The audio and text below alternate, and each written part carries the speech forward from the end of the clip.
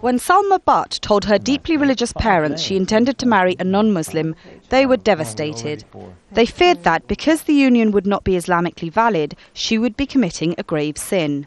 Well, my mother was very hostile because she said, you can't marry outside of your religion because it's going to create massive issues for you in the future. Fundamentally, the big problem was, Islamically, I cannot marry somebody outside of my faith. And what does that mean for me as a Muslim? What does that mean for the community and how they perceive me? Her husband, Pim, a Christian, did not convert. We believe in one God. We have a similar book in the form of the Old Testament. In terms of our values, it seems that there is very, very strong parallels. They eventually found an imam who convinced them of his belief that Islam does permit interfaith marriage.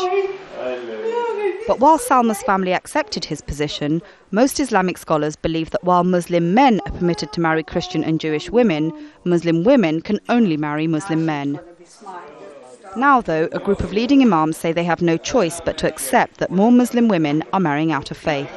This is about accepting the reality on the ground, that there are people, despite the laws of each of our religions, who do marry in an interfaith situation. What do you do with that reality on the ground? How do you provide guidance, support and help to those who are miserable having made these choices? It's here at Westminster Abbey that the Christian Muslim Forum has decided to launch its first ever document on interfaith marriage. Its key points include a compassionate approach to couples who have decided to marry out of faith, a complete rejection of violence, and crucially, that there should be no compulsion to convert.